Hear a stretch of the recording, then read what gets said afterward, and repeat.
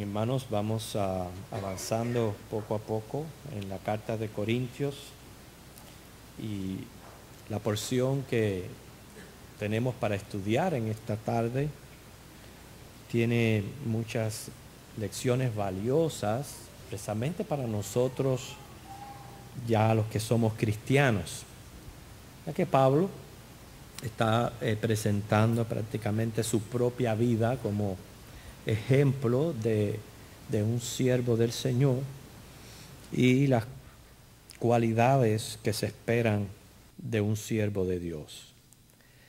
Noten el versículo 15 del capítulo 9, Primera de Corintios 9, 15.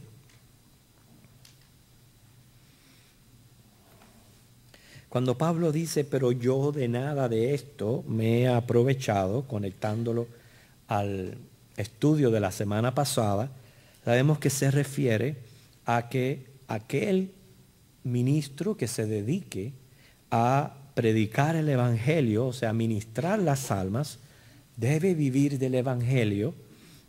La iglesia lo debe de sostener, así como los israelitas sostenían a los levitas, lo cual era la clase sacerdotal, lo cual usted puede leer en Números 18, del 8 al 24. O sea, pero a pesar de que Pablo dice, le dice a las iglesias, sostengan a sus pastores, sostengan a sus ministros, él no había aprovechado de este derecho.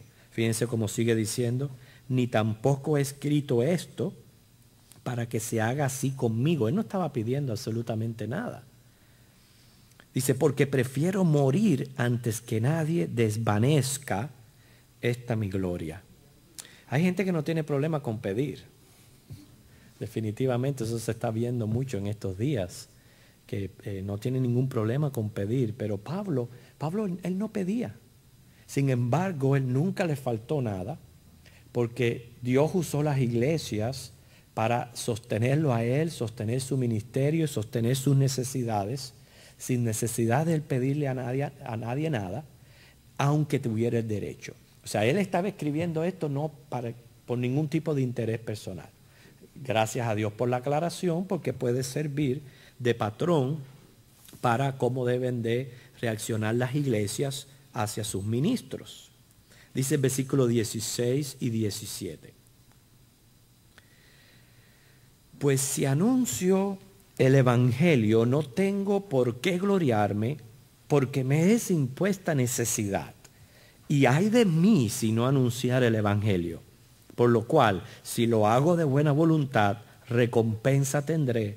Pero si de mala voluntad, la comisión me ha sido encomendada. Estos son los versículos que son interesantes para nosotros los cristianos. Hemos sido comisionados para predicar el Evangelio, de acuerdo a Mateo 28, 19 al 20. Eso no es noticia nueva para ninguno de nosotros aquí. Lo sabemos, lo tratamos de cumplir la gran comisión, predicando de diferentes maneras, y espero que usted lo haga.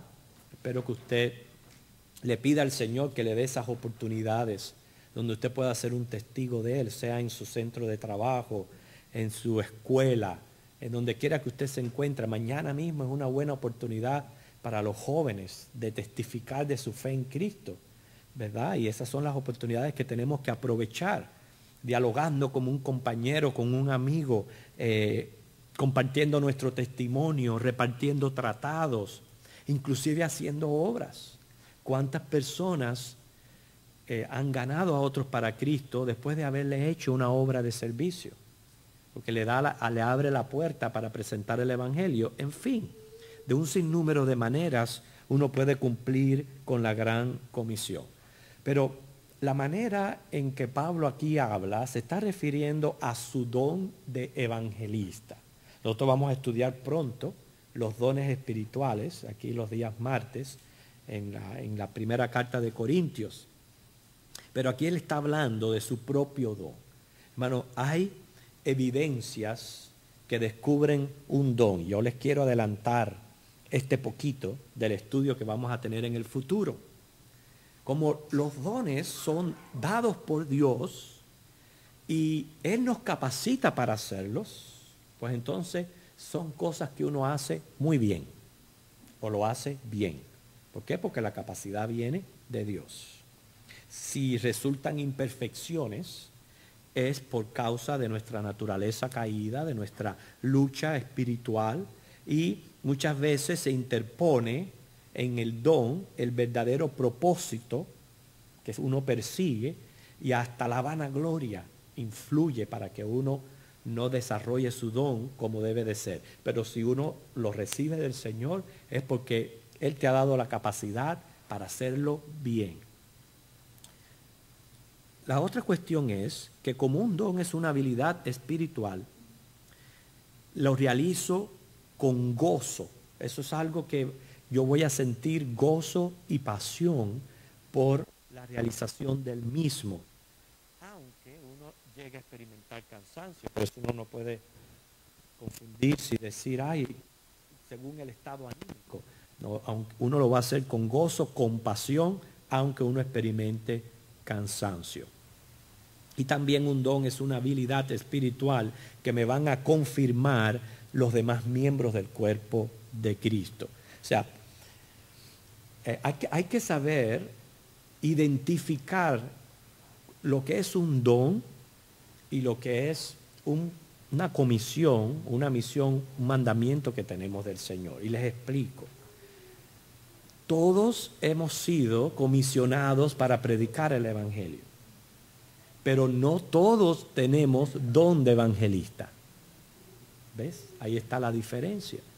No todo el mundo tiene esa habilidad de poder y esa facilidad de palabras de poder predicar el Evangelio a otra persona. Pero lo que hacemos es, los que sabemos que tenemos que cumplir con la gran comisión y no tenemos don de evangelista, de alguna manera involucrarnos en la gran comisión, de manera que yo sea un participante, sea a través de ofrenda, a través de oración, de muchas otras maneras.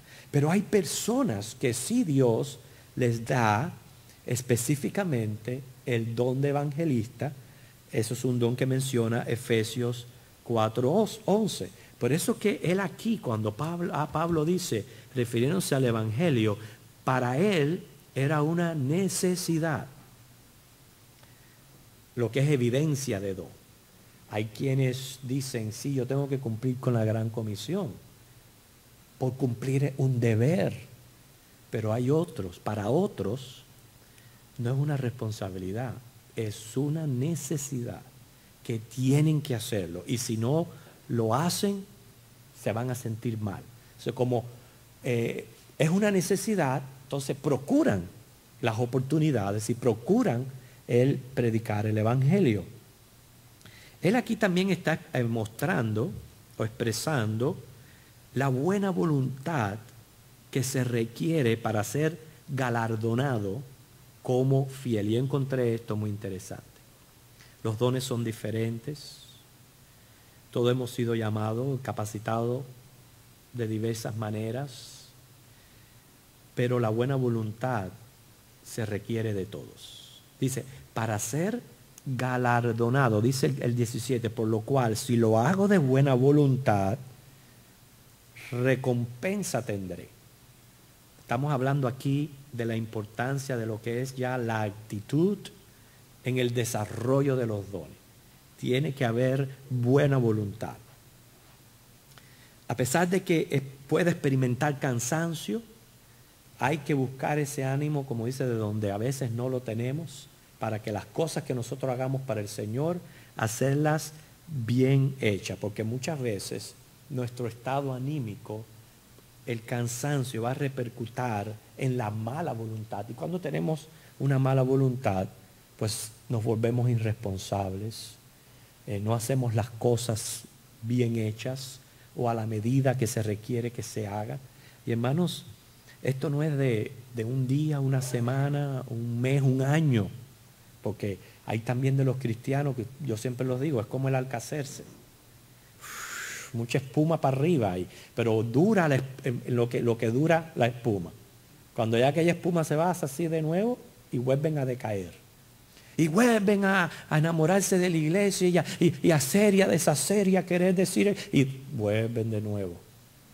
Y son vaivenes que experimentan las personas y no debe de ser así. Si yo tengo un don, un llamado del Señor, yo tengo que permanecer en mi estado anímico, o sea, la buena voluntad. Pablo dice, yo tengo que predicar el Evangelio a pesar de cómo yo me sienta, quiera o no. Yo tengo que cumplir con mi responsabilidad. ¿Por qué? Porque las almas se pierden. Imagínense si yo voy nada más que a hacer las cosas cuando tenga deseo. Entonces, ¿qué va a pasar? Siempre se dice, si todo el mundo, si toda la iglesia pensara y sintiera como usted, ¿cómo sería la iglesia? O sea, se trata de ejercer el don de buena voluntad y más sabiendo a quién servimos. Todo lo debemos hacer como para el Señor. Miren lo que dice Colosenses 3:23. Colosenses 3:23.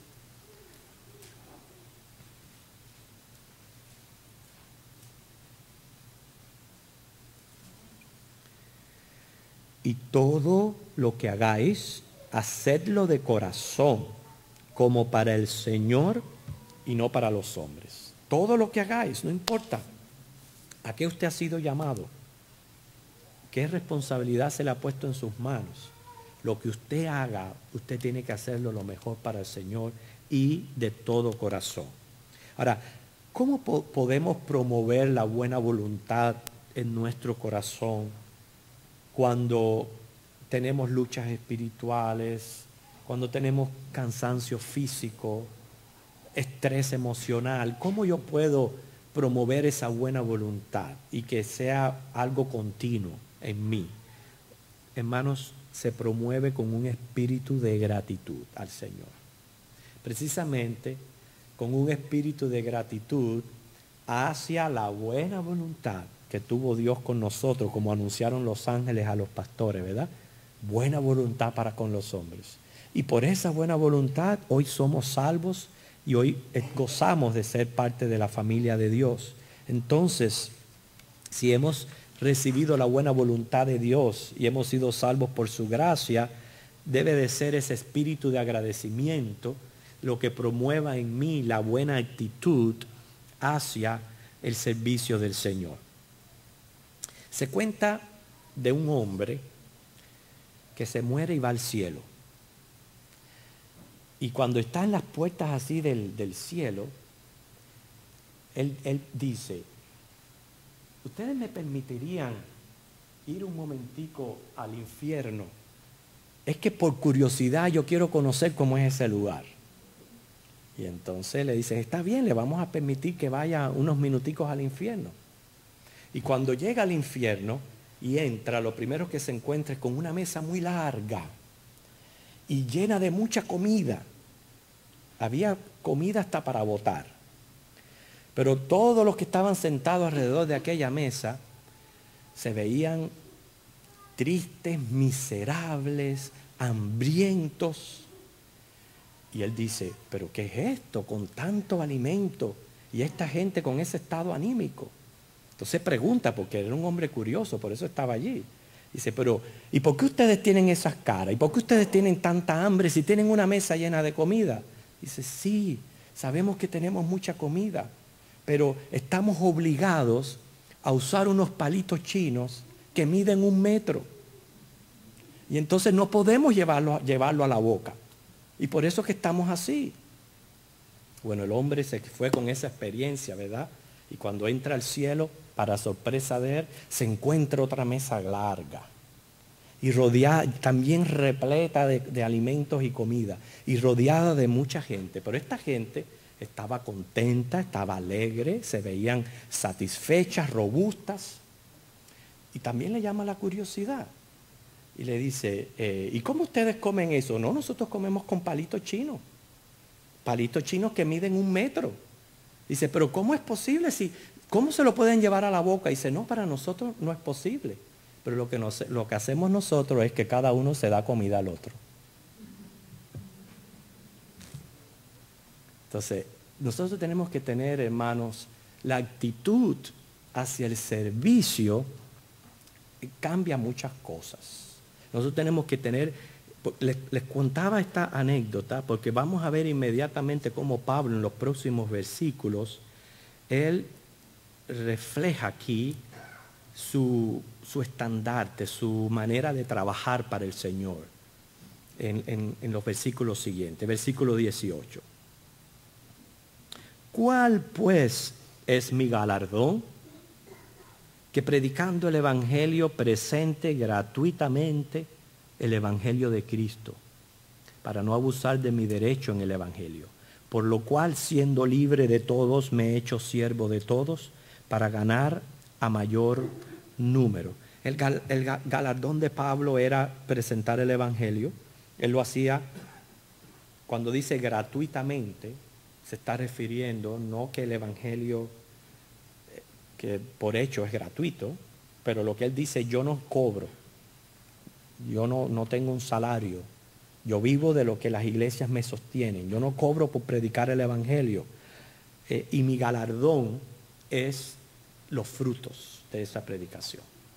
Y no es cosa más cierta la gratificación que siente uno cuando un alma viene a Cristo y uno ha sido el instrumento usado para que esa persona venga al conocimiento del Señor. No hay otro galardón mayor para el cristiano, porque esa es una vida que ha sido impactada por la verdad, pero eso va a seguir impactando, quién sabe, a toda su familia o a sus hijos que están creciendo, etcétera, etcétera. Y usted ha sido el instrumento que Dios ha usado para llevar esa familia a la luz del Evangelio. Dice el versículo 19, por lo cual siendo libre de todos me he hecho siervo de todos para ganar a mayor número. Esa era su ideología de trabajo. Adaptarse a las personas. Por eso dice, me he hecho siervo de todos. Su propósito estaba centrado no en discutir teología, sino en ganar almas para Cristo. A veces nosotros los cristianos le damos más énfasis a la apologética y a discutir muchas cosas de teología sobre el ganar almas para Cristo. Y muchas veces ni tan siquiera tenemos cuidado de cómo hablamos o cómo nos comportamos que vaya a afectar la vida de otras personas y no sabe que le estamos haciendo daño. En octubre de 1529, los dos grandes reformadores, Martín Lutero y Ulrico Zwinglio, ambos tenían 46 años, o sea que ambos tenían mi edad. Se fajaron verbalmente, o sea, una discusión bien acalorada por el tema de la cena del Señor. Lutero sostenía la presencia corporal real de Cristo en los elementos. Él lo sostenía. Y Zwinglio decía, no, esos elementos son simbólicos. Así que nosotros estamos del bando de Zwinglio. Un lunes, dice la historia, que se encuentran por última vez. Zwinglio, con lágrimas en los ojos, se acercó a Lutero, extendió su mano. O sea, él extendía la mano del compañerismo cristiano, no el compañerismo teológico, porque seguían sin ponerse de acuerdo, pero le extendió la mano del compañerismo cristiano. Y Lutero dijo, estoy sorprendido de que desees considerarme como tu hermano. No perteneces a la comunión de la iglesia cristiana. No podemos reconocerte como hermano. Y lo dejó con la mano extendida. O sea, estaban más preocupados por la teología que verdaderamente ganar almas para Cristo. Pero esa no era la actitud de Pablo. La actitud de Pablo era hacerse siervo de todos. ¿Por qué? Porque entre nosotros, ¿qué más quisiera yo que todos en la iglesia fuéramos maduros espiritualmente? Todo el mundo tuviera la mentalidad que tenía Pablo, que todo el mundo compartiera este ideal que se encuentra aquí en Gálatas capítulo 2. Gálatas 2, versículo 19 al 20.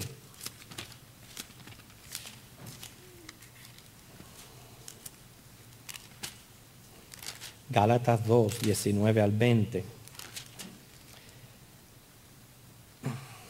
Porque yo por la ley soy muerto para la ley a fin de vivir para Dios. ¿Usted se imagina una iglesia que digan, todos vivimos para Dios? ¿Cómo sería esa congregación? Y que dijeran, con Cristo estoy juntamente crucificado, ya no vivo yo, mas vive Cristo en mí. Y lo que ahora vivo en la carne, lo vivo en la fe del Hijo de Dios, el cual me amó y se entregó a sí mismo por mí. Si así viviéramos todos los cristianos, entonces nos daríamos cuenta que entre nosotros hay recién nacidos, que no podemos esperar a que ya estén corriendo como nosotros o comiendo viandas como nosotros, sino que cada cual necesita su tiempo y su espacio para crecer y para madurar. Por eso es que él dice, versículo 20, yo me he hecho a los judíos como judío, para ganar a los judíos, a los que están sujetos a la ley, aunque yo no esté sujeto a la ley, como sujeto a la ley, para ganar a los que están sujetos a la ley, a los que están sin ley como si yo estuviera sin ley, no estando yo sin ley de Dios, sino bajo la ley de Cristo, para ganar a los que están sin ley. Me he hecho débil a los débiles para ganar a los débiles.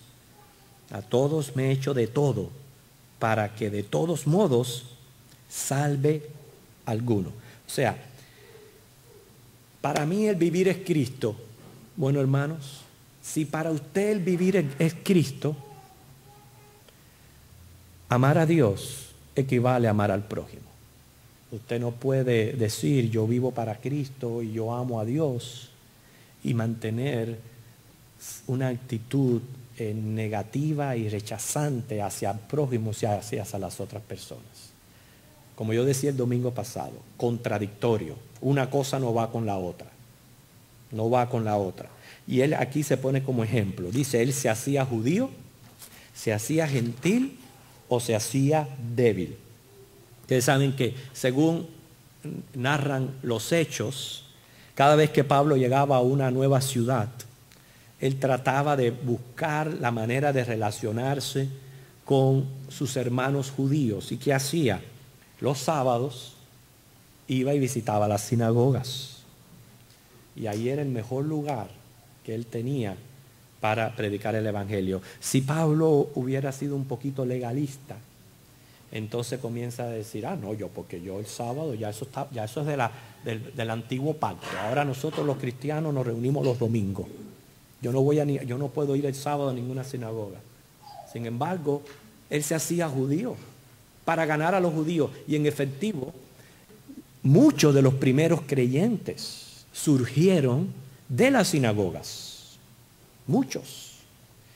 Sabemos también cómo cuando circuncidó a Timoteo para que pudieran darle también entrada a la sinagoga, según Hechos 16:3. La semana pasada les comentaba que yo no estaba de acuerdo con lo que hicieron los apóstoles con Pablo allá en Jerusalén, cuando lo obligaron a hacer un voto nazareno. Yo no estoy de acuerdo con lo que hicieron los apóstoles. Sin embargo, Pablo lo hizo. ¿Por qué? Para ganar a los judíos y no serles de piedra de tropiezo, porque lo que pasa es que estaban con sus mentes cerradas todavía bajo la ley mosaica y a esas mentes no se abrían a ver la hermosura de la gracia de Dios y del evangelio. Y entonces él tenía que esperar con paciencia a que esas personas con quien él estaba lidiando, con esas personas que de alguna manera él había impactado sus vidas, no tuvieran tropiezo. Y él se hacía judío. Cuando dice que se hacía gentil, más que ningún otro apóstol, Pablo se dedicó a ministrar a los gentiles. Hemos hablado en otras ocasiones que le costó dolores de cabezas enfrentar a tantas objeciones que pusieron los mismos judíos cristianos. Pero él sabía que Dios le había encargado este ministerio. Entonces él dice, me hago como con los que están sin ley. Estar sin ley significa gentil. sea que como la ley fue dada al pueblo de Israel, pues se consideraban sin ley todo el que no fuera israelita. Entonces, cuando él dice sin ley, no significa libertinaje, sino que no se les exigía a los gentiles lo que ellos no conocían. Pablo en muchas ocasiones salió en defensa de los gentiles, exponiendo que no era justo que se les impusiera el guardar la ley. Por eso es que él dice, a los que están sin ley, como si yo estuviera sin ley. No podemos sacar el versículo del contexto que está. O sea, a los que están sin ley, a los gentiles, como si yo fuera un gentil. Fíjense como entre paréntesis dice, no estando yo sin ley de Dios. O sea, no significa que ahora uno, como muchos piensan, no, pues que yo voy a las discotecas y a los bares a predicar el evangelio. No es a lo que se está refiriendo Pablo. No es a eso. No, hay una ley de Dios, los mandamientos que él tenía que cumplir, sino más bien se refiere a la ley de Cristo, o sea, al nuevo pacto de gracia que nosotros vivimos. ¿Para qué? Para ganar a los que están sin leyes.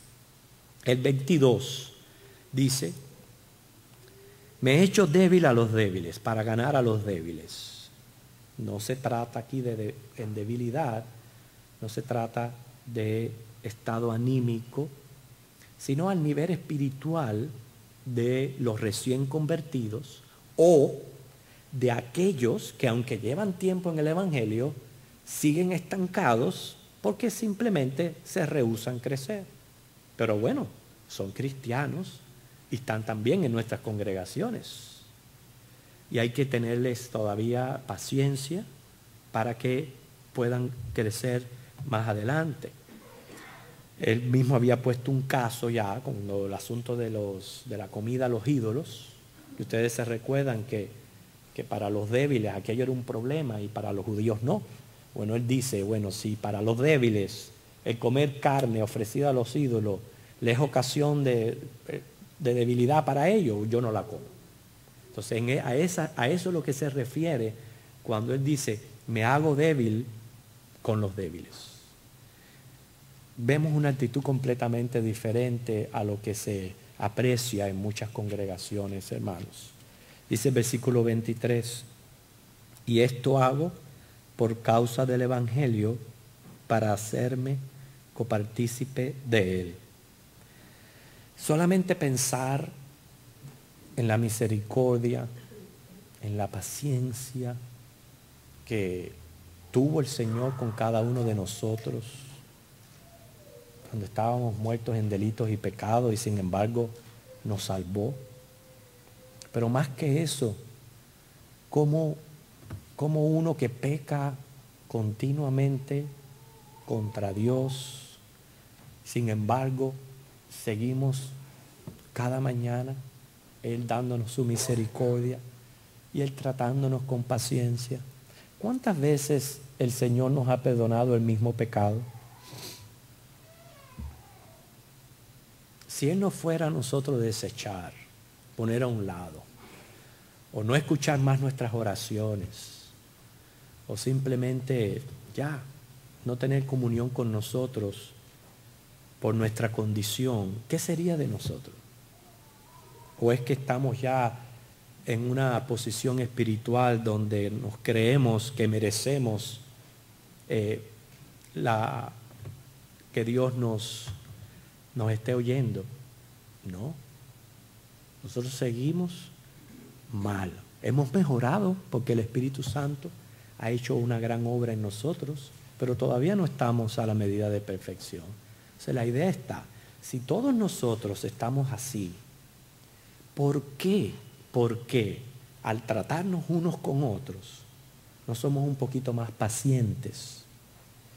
Nos esperamos y también nos ayudamos los unos a los otros a crecer. Esta porción me enseña el ejemplo de Pablo, cómo él se hacía judío si era necesario, gentil si era necesario, o débil, para referirse al grado de madurez espiritual cristiana, Me enseña la importancia de amar a Dios y al prójimo y cómo ambas cosas tienen que ir paralelas.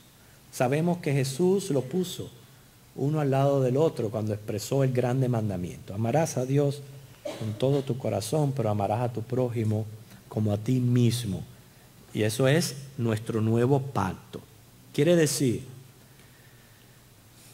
yo tengo que actuar por sobre mis intereses personales.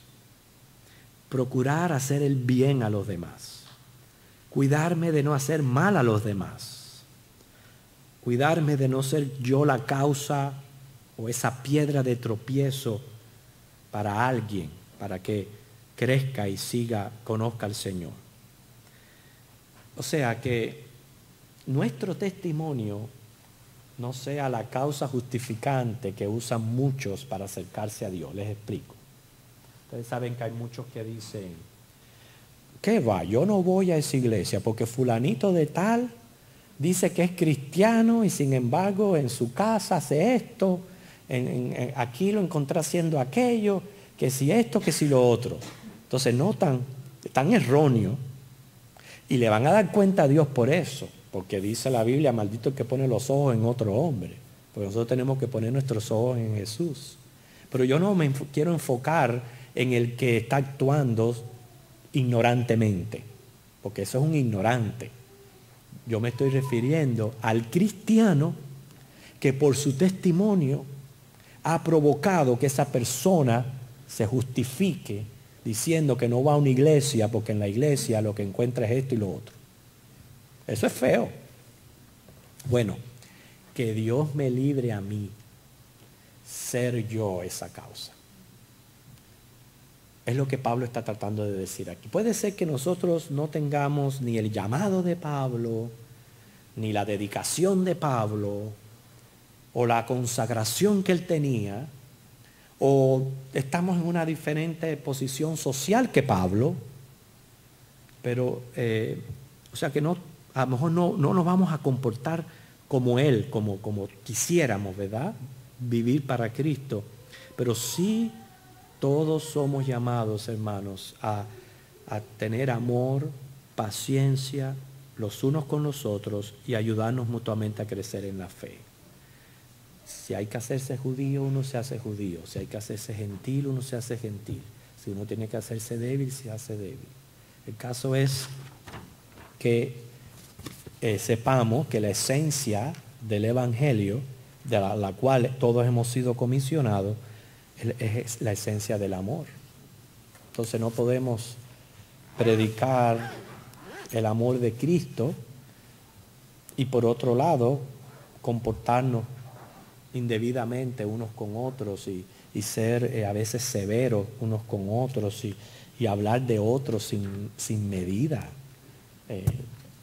Para mí eso ni nada de eso tiene lugar en nuestro testimonio cristiano. El Señor les bendiga, hermano.